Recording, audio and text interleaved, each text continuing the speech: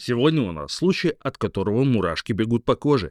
Представьте себе, холодная декабрьская ночь, пустынное шоссе в сельской Джорджии, и вдруг перед машиной появляется нечто. Заваривайте чай, гасите свет и готовьтесь. Сейчас я расскажу вам историю о призрачном волке, которая до сих пор не дает покоя ее свидетелям.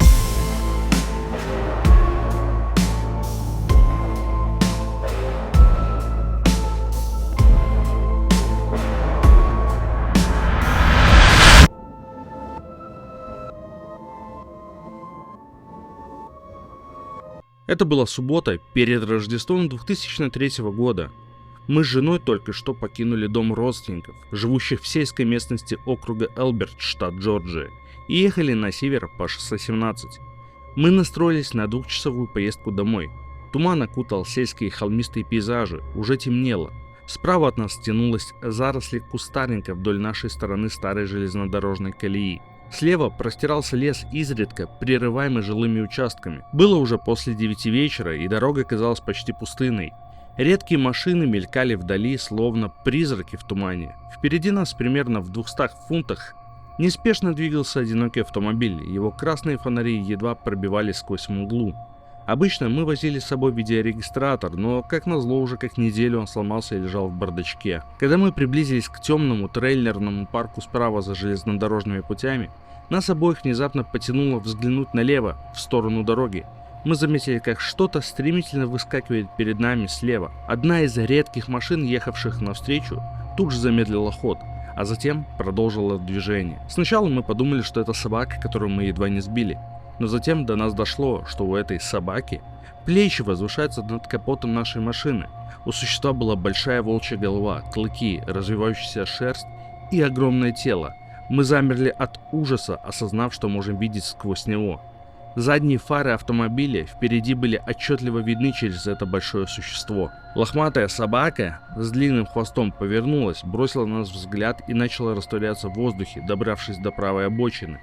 Она исчезла, не убежала, а просто растворилась. Все это произошло за считанные секунды. Впереди слева показалось хорошо освещенное сельское почтовое отделение небольшого поселка Дьюи-Роуз. Мы припарковались под единственным фонарем и остановились. Нас обоих трясло от волнения, любопытства и потрясений. Если бы это было животное, мы неизбежно сбили бы его. Но ни одно четвероногое существо не могло быть таким огромным, быстрым или прозрачным. Собравшись с мыслями, мы вернулись к месту, где видели, как это существо пересекло дорогу. Мы с фонариками внимательно осмотрели землю, никаких следов не обнаружилось. Животные в трейлерном парке молчали. Существо таких размеров наверняка вызвало бы переполох. Тонкий слой росы от тумана покрывал кусты по обеим сторонам дороги, и мы не заметили никаких признаков того, что кто-то их трогал. Так что мы видели? Призрака, огромное животное, оборотня, духов, индейцев или иное нечто. Машина на встречке тоже заметила это, иначе она бы не замедлилась, и мы поняли, что нам не привиделось. Это произошло неподалеку от джорджийских путеводных камней, место, которое индейцы называли центром мира. Здесь мы сами не раз наблюдали загадочные огни. В округе ходят слухи о языческих, кельтских и других группах, проводящих свои ритуалы. Неужели наше таинственное существо было порождением одной из этих групп? Ответы мы, возможно, никогда не узнаем. Стив Голден, Дулут, штат Джорджия. Вот такая вот история, друзья. Что это было на самом деле? Призрак, мираж или нечто совершенно иное? Стив и его жена так и не нашли ответа. То одно ясно точно.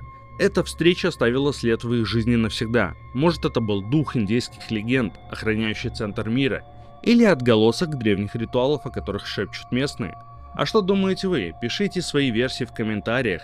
Делитесь этой историей с друзьями и не забудьте поставить лайк, чтобы я знал, что вам подобные истории по душе.